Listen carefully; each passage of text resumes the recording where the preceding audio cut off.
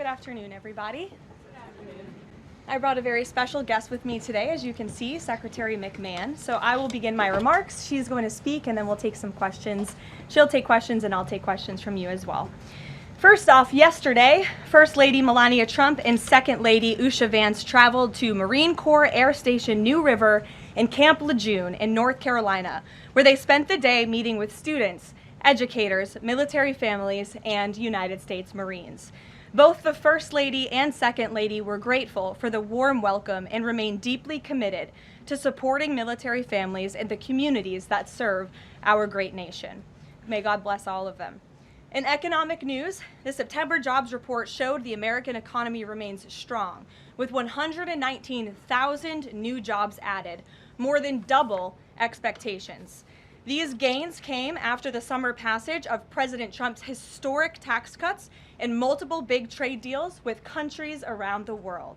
In particular, construction jobs surged by 19,000 in September, the largest monthly gain in a year. Nearly all of this solid monthly job growth came from the private sector and went to Americans rather than foreign-born workers, the opposite of what we saw under the previous administration. Inflation also remains under control, and wages are up by 3.8% over the year for American workers because of President Trump's pro-growth policies. In fact, real wages are on pace to increase roughly $1,200 for the average worker this year under President Trump. This is a complete reversal of the failed Biden era, when we saw inflation skyrocket to 9%. Causing private sector workers to see their wages decline by approximately $3,000. We know that Americans are still hurting from the 4-decade high inflation caused by Joe Biden and the Democrats, but President Trump is making significant progress to fix this, and he will not stop working until he solves it. As the president recently stated, he is never satisfied. For example, President Trump's policies are working to make Americans' Thanksgiving more affordable this year, from their commute to the dinner table. Nearly 100 million Americans are expected to drive next week to spend time with loved ones for the holiday. And thanks to President Trump's drill baby drill agenda, the national average price of a gallon of gas on Thanksgiving Day is projected to be at the cheapest price since the COVID pandemic in 2021. President Trump is bringing down gas prices and providing significant savings to American families at the pump. And again, we expect those prices to continue to decline.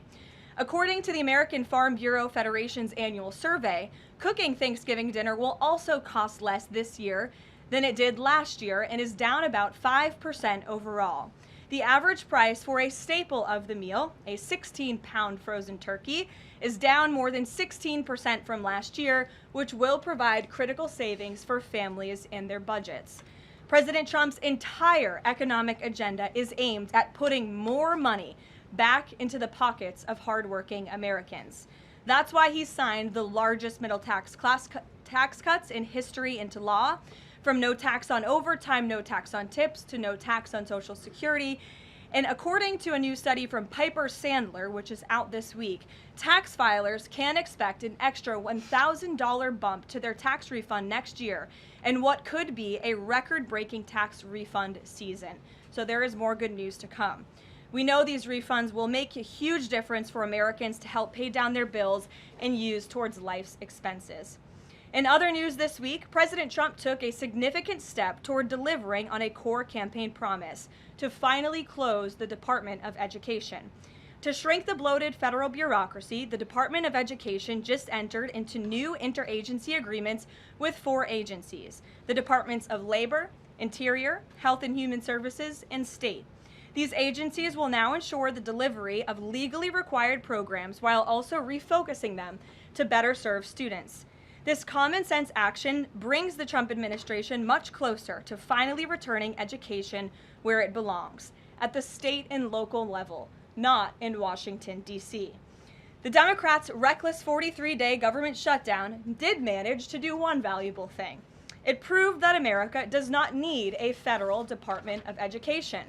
During the longest shutdown in history, the Department of Education furloughed 90% of its staff, and America's education system was not impacted whatsoever. Schools stayed fully open across the country. Students attended class and received normal in-person instruction, and our wonderful teachers received their paychecks uninterrupted. The Democrats' government shutdown made it painfully obvious that American families do not need the Department of Education. Since its creation in 1979 during the Carter administration, the Department of Ed has spent over $3 trillion taxpayer dollars without improving student achievement. Despite pure pupil spending having increased by more than 245% since the 1970s, math and reading scores are down in public schools. In fact, the most recent Nation's Report Card from 2024 showed that 13-year-olds' math scores are the lowest they've been in decades, and their reading scores are the lowest since testing began more than 30 years ago. It's clear that throwing more money at a broken system does not work, and that's why President Trump appointed the amazing leader behind me, our Secretary of Education, Linda McMahon, who is making these monumental changes at the direction of the president. We're very grateful to have you here today to talk about these changes and then take some questions. Hopefully folks in this room will have some questions on the very important topic of education. So please, Mrs. Secretary. Thank you. Thank you very much, Karoline. It's really a pleasure to be here with you today, and thank all of you for being here as well. My purpose here is to speak directly to the American families, not just you, but to the American families, about the work this administration is doing in education to reverse our national decline with a hard reset of our educational system.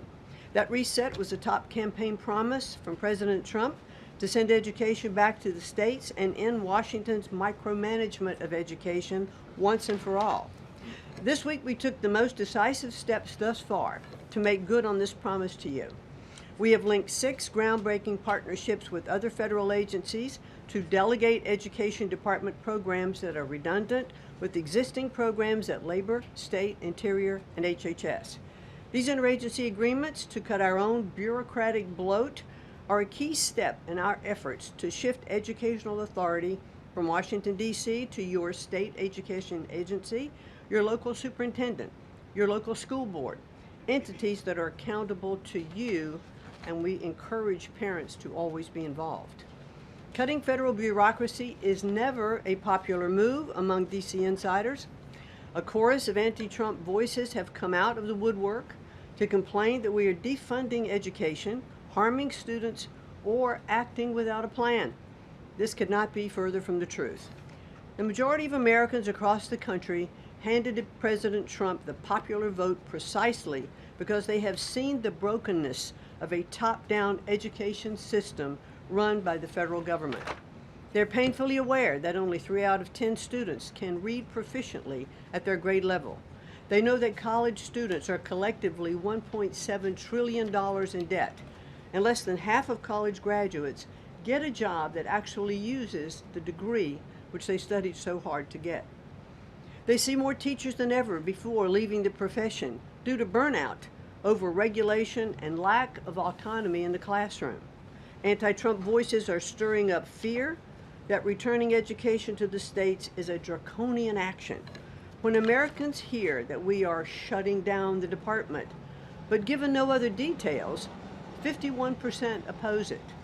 But when those same Americans are informed of our plans to preserve important elements of our work in other federal agencies and to maintain the K-12 funding that is distributed to the states, that number flips to an even greater majority at 56%. And they support returning education to the states and breaking up the bureaucracy. That's because the Department of Education is a pass-through entity. It doesn't educate a single student. The money it sends to states for education can be sent directly without waste. The Democrats' government shutdown proved that without a doubt, and I'll reiterate what you said, that the Department of Education was not necessary during the shutdown. Now, this is what I've seen already on my 50-state tour that I've embarked on. Educators are innovating in their schools. States are customizing their budgets and standards, and post-secondary institutions are planning for the economy of the future. But we're not leading them. They are informing us. That's why our final mission as a department is to fully empower states to carry the torch of our educational renaissance. Education is local. It should be overseen locally by those who best know local needs. We're not ending federal support for education. We are ending federal micromanagement and paving the way for education renewal through state reforms like school choice, the science of reading, and restoring the right priorities in higher education. President Trump promised to send education back to the states, and we're keeping that promise. America's next generation will look back on the work we've carried out, thankful for an education system that prioritizes students over bureaucracy. Thank you. Well, thank you very much, Madam Secretary, and we'll take some questions for the Secretary if you have them. Elizabeth, why don't you start? Thank you for joining us. You announced the partnership to move some functions of the Education Department to other agencies. Are you talking to members of Congress about codifying this so that it lasts beyond the administration? Yes, we started our conversation, and thanks very much for asking that, because there have been some reports that Congress is in the dark on this. That's clearly not true. We've been talking to, I've talked to dozens of members of Congress to explain to them exactly what we're doing, to bring them up to speed, and to say to them, look, when we have completed some of these transfers that are working incredibly well, then we will be looking to Congress to codify those, make them permanent. Brian. Thank you. Secretary McMahon, what is the update on the negotiations with Harvard? I know the President has publicly pointed to you as somebody who's worked on that. I think you've talked about that at length, but I'd like to understand where are things with those negotiations with Harvard at this time? They're ongoing negotiations, and I feel very comfortable that we are getting close to having those negotiations finalized. It's been open door conversation all along. Deanna? Hello, Mrs. Secretary. The President recently posted about establishing a federal standard for AI. Do you know if the administration has a view on the use of AI for students in schools? And Karoline, do you know if the President personally uses AI? I don't think so. You can handle that I've never one. witnessed it, so I can't attest to that. Well, I do think AI is going to need guardrails, but I have witnessed AI firsthand. I was at the Alpha School in Austin, Texas, and the first 2 hours of every day in that school, students are learning through AI. They have their headsets on, they're in front of their screens, and the AI is really acting as like an individual tutor for those students, allowing those students that can progress faster to do that. Those who need a little catch-up, it refeeds information to them. And so after those 2 hours of learning, the basics of what they're doing in their curriculum that day, then they spend the rest of the day, they have good recess and all of that time, but then they spend the rest of the day in what are called life skills, and they're actually using the information that they've learned this morning. So I've seen some AI in action that is really proving quite beneficial. Michael. Thank you, Karoline. Secretary McMahon, as the Education Department continues to pare down, can you talk about taxpayer services like charter school grants and how the department will continue to assist kids with special needs? Well, we are going to make sure that there's no interruption in getting that grant money out the door.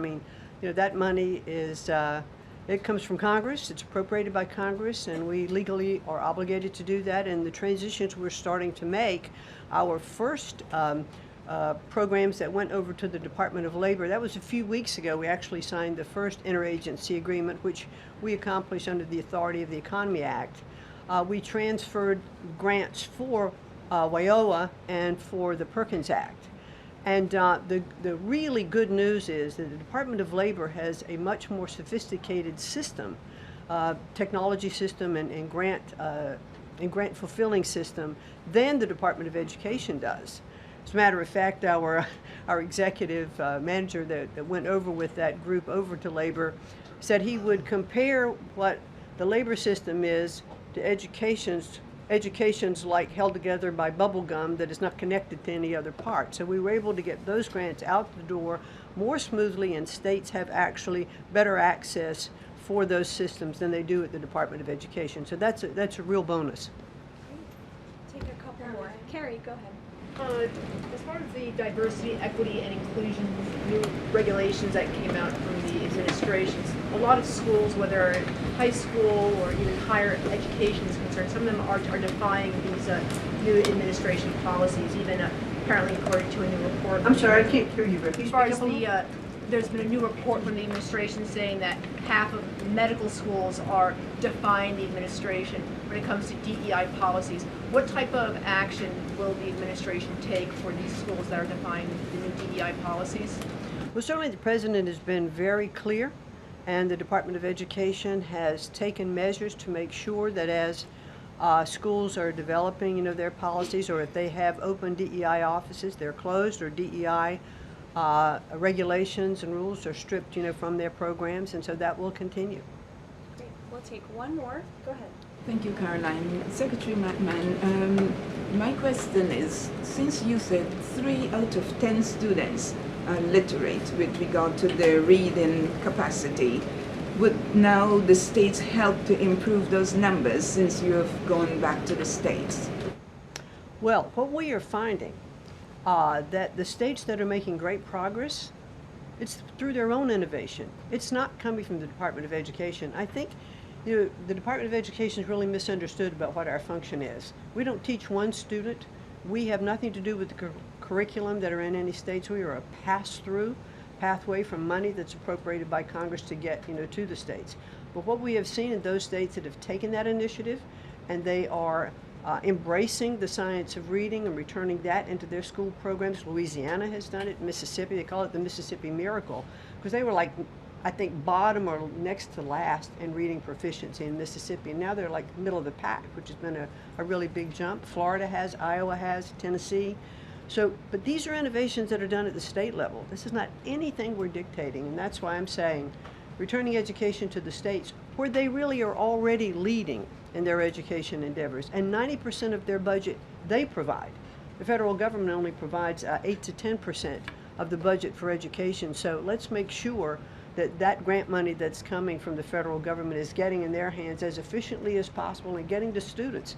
We don't want teachers having to spend their time and money in regulatory compliance. There was one superintendent chief who said to me that they had done some calculation in their state, and that for every dollar that went into the classroom in a grant, 47 cents was spent in regulatory compliance. So let's get the money into the hands of our students and our teachers. Let's raise the level of education. The other thing I'll do, and I'll quickly wrap up for you, is this 50-state tour that I have embarked on. We've done about 14 states. We've shut down a little bit during the shutdown. But what I am doing is visiting different kinds of schools, grammar schools, middle schools, high schools, micro schools, private schools, charter schools, the whole gambit. And in the end, my goal will be, as we step away and fully deliver education back to the states, is to provide them with a best practices toolkit of all of the things that I have seen around the country to say, hey, this is working. Check with these superintendents, check with these governors. And you know what I found a little bit is governors are a little competitive. So it's kind of nice to give some of these best practices out there. It'll work because it's already working. If we leave it with the people who are closest to the students, the president believes, as do I, the best education is that's closest to the child, and parents' involvement is critical to the success. Awesome. Thank you so Thank much. you, Linda. Good Thank you pleasure. so much. Thank I you. appreciate your coming All right. today. Thanks for your great work. Whoop. And Thank she's you all very much. a busy lady, so we'll let her Come get on. back to work. All right. Thank you again. Well, let's get to it. You guys were so calm with her. I wish you were that calm with me. We'll kick off with our new media suite, as always. Javier, why don't you start us off, and then we'll get to the rest of the room. Go ahead. Thank you very much. My name is Javier Negre. I'm from Spain. I'm the owner of the biggest media platform in Hispanic politics, with brands like La Derecha Diario, Ida TV, or UH+, or Vicegrad in Spanish. And I'm happy to be here. Thanks for supporting the new media, also in the Hispanic community. We try to fight against medias like Telemundo, Univision, CNN, or NBC News that are spreading fake news and attacking the ICE operations. We will premiere this Sunday the Real America's Voice, the Rainy Show, the first Hispanic show against communism and woke culture that is promoted by people like George Soros to bring communism all over the world, like happened in New York. I have two questions for you, if you don't mind. In Mexico, the young people is protesting against President Sheinbaum. They think she's doing nothing against the cartels. Sheinbaum used the police to attack them, young people, kids, girls, and she's attacking journalists like me in a country where 150 journalists have been killed in the past years. the USA legacy media is attacking President Trump for his comments about the fake news media, while they are not publishing anything about the murders of journalists in Mexico. Why do you think they stay silent about the murders of journalists in Mexico and the attacks to businessmen like Ricardo Salinas? And my second question is, Trump said he has a plan for the narco state of Venezuela. Does he have a plan for Mexico where, according to Stephen Miller, the cartels are controlling governments and territories? Sure. Well, thank you, Javier, for the question, and thank you again for being here. We're proud to have new media voices in the briefing room. As for President Sheinbaum and the president's relationship with Mexico, I will tell you that we have seen historic strides from President Sheinbaum and her administration in Mexico when it comes to cracking down on the cartels. They have been incredibly cooperative with the president's efforts at our southern border to crack down on illegal immigration and also the illegal trafficking of drugs at the southern border. Now the president is very interested in taking additional measures against the drug cartels. He's been very clear about that. He's spoken about it, and this is a promise that he made to the American public. And so his national security team is discussing these options all of the time.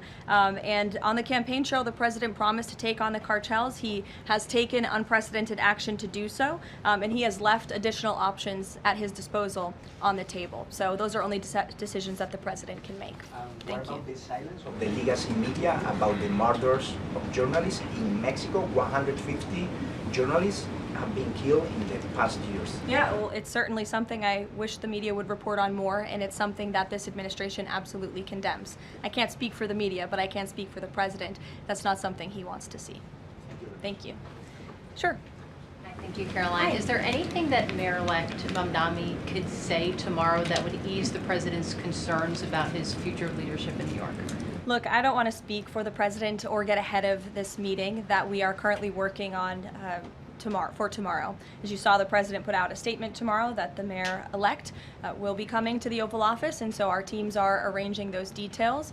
I won't get into the president's thinking on it. I think you'll all hear from him directly. I also think I will just add, it speaks volumes that tomorrow we have a communist coming to the White House because that's who the Democrat Party elected as the mayor of the largest city in the country. I think it's very telling, but I also think it speaks to the fact that President Trump is willing to meet with anyone and talk to anyone and to try to do what's right on behalf of the American people, whether they live in blue states or red states or blue cities, in a city that's becoming much more left than I think this president ever anticipated in his many years of living in New York himself. Nancy. Thanks, Caroline. This morning, President Trump accused 6 Democratic lawmakers of seditious behavior punishable by death. Just to be clear, does the president want to execute members of Congress? No. Let's be clear about what the president is responding to, because many in this room want to talk about the president's response, but not what brought the president to responding in this way. You have sitting members of the United States Congress who conspired together to orchestrate a video message to members of the United States military, to active duty service members, to members of the national security apparatus, encouraging them to defy the president's lawful orders. The sanctity of our military rests on the chain of command. And if that chain of command is broken, it can lead to people getting killed. It can lead to chaos. And that's what these members of Congress who swore an oath to abide by the Constitution are essentially encouraging. We have 1.3 active duty service members in this country. And if they hear this radical message from sitting members of Congress, that could inspire chaos and it could incite violence and it certainly could disrupt the chain of command. These 3 members of Congress, I will also add, knew exactly what they were doing. You look at Alyssa Slotkin. She's a former member of the CIA. Mark Kelly was a captain in the U.S. Navy. Maggie Goodlander was a naval officer, and notably, she is also the wife of Joe Biden's national security former advisor, Jake Sullivan. And so these members knew what they were doing. They were leading into their credentials as former members of our military, as veterans, as former members of the national security apparatus to signal to people serving under this commander-in-chief, Donald Trump, that you can defy him and you can betray your oath of office. That is a very, very dangerous message. and it perhaps is punishable by law. I'm not a lawyer. I'll leave that to the Department of Justice and the Department of War to decide. But the president has Chris, go frequently, ahead. but Caroline, can I just follow up? The president and the vice president, for that matter, have accused the other side of encouraging political violence. Isn't that exactly what the president is doing when he says that members of Congress should be killed? Why aren't you talking about what these members of Congress are doing to encourage and incite violence? They are literally saying to 1.3 million active duty service members not to defy the chain of command, not to follow lawful orders. Actually, Every they said single you can refuse an illegal order, which But is they in are, uniform but with they're military suggesting, Nancy, that the president has given illegal orders, which he has not. Every single order that is given to this United States military by this commander-in-chief and through this chain of command, through the Secretary of War, is lawful. And the courts have proven that. This administration has an unparalleled record at the Supreme Court because we are following the laws. We don't defy court orders. We do things by the books. And to suggest and encourage that active duty service members defy the chain of command is a very dangerous thing for sitting members of Congress to do. And they should be held accountable, and that's what the president wants to see. Phil. Thank you. Ambassador Mike Huckabee had a meeting with Jonathan Pollard, a former U.S. citizen who was convicted and spent 3 decades in jail for selling state secrets to Israel. Did the White House know that that meeting was going to happen? Does the administration condone it? The White House was not aware of that meeting, but the president stands by our ambassador, Mike Huckabee, and all that he's doing for the United States and Israel.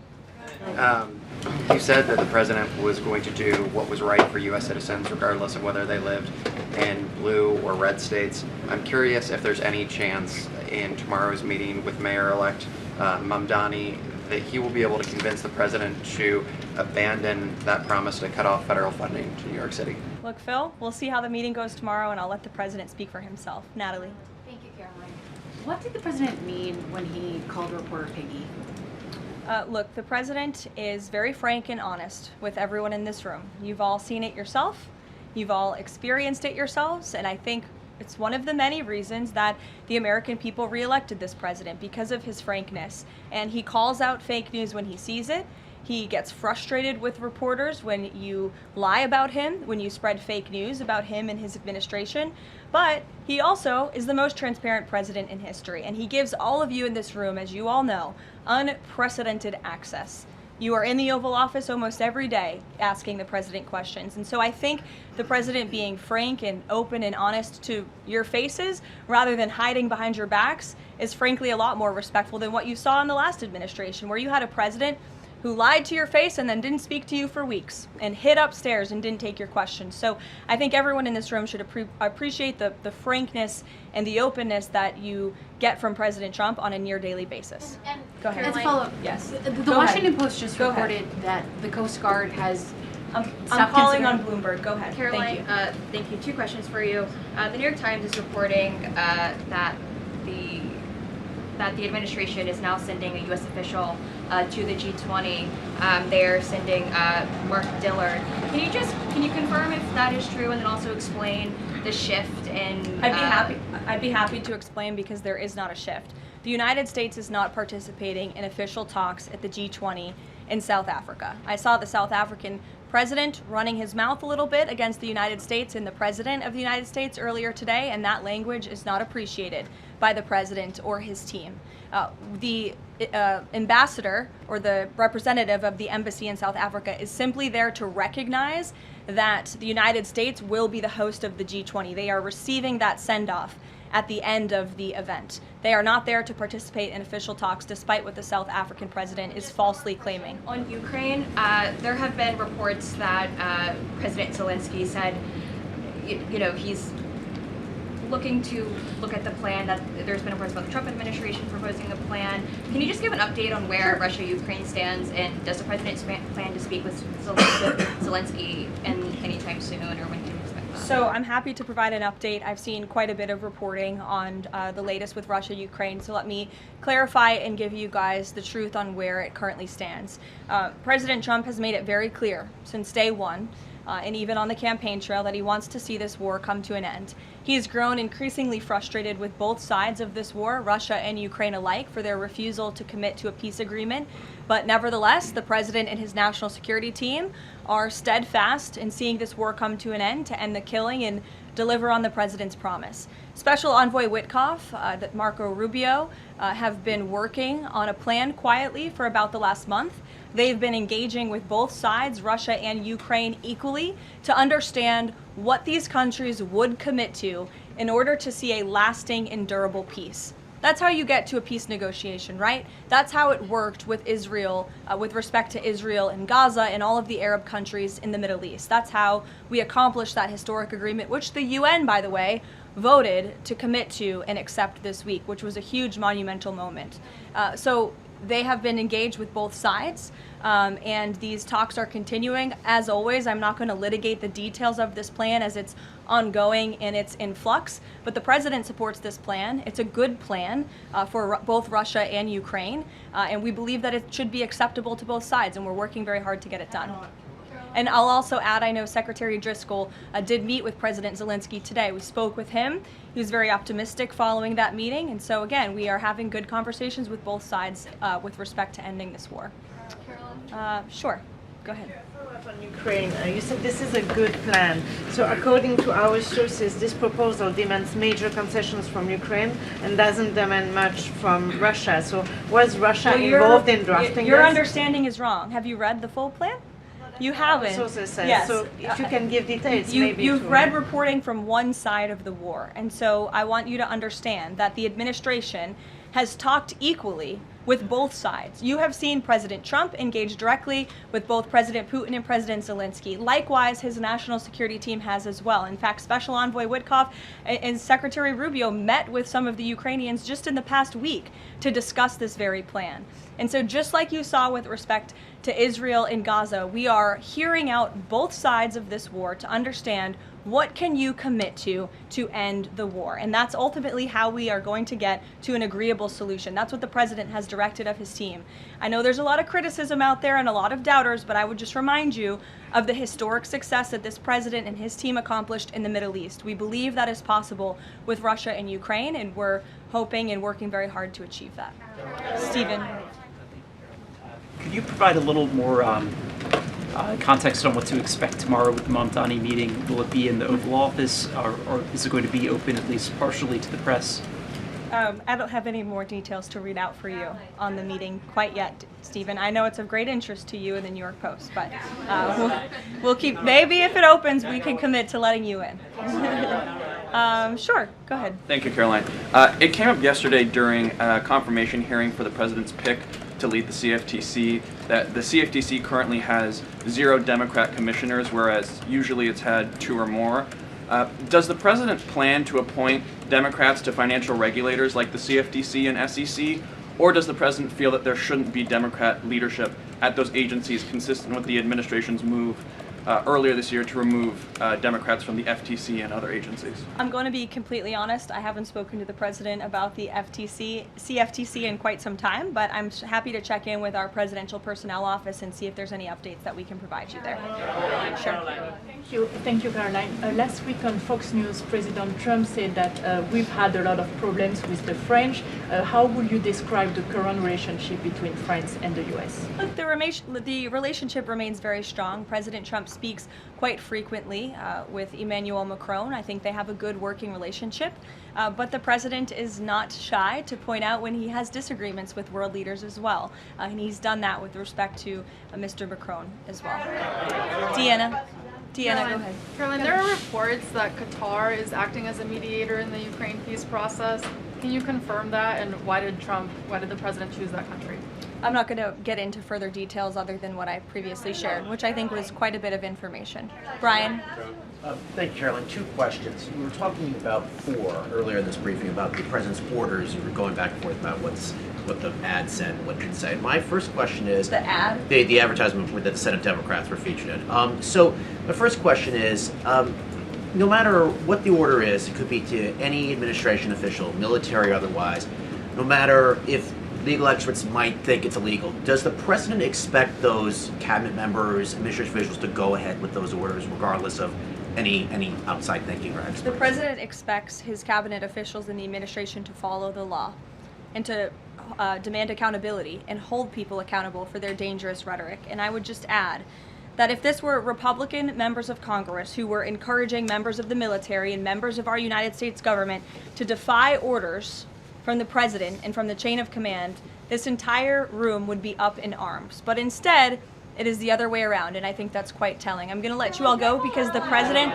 excuse me, I appreciate the encouragement this morning, but this afternoon. But President Trump is about to meet in minutes with Israeli hostages who this administration freed, and so I'm going to go up to that meeting, and you will hear more about that later. Thank you. Subscribe to One India and never miss an update. Download the One India app now.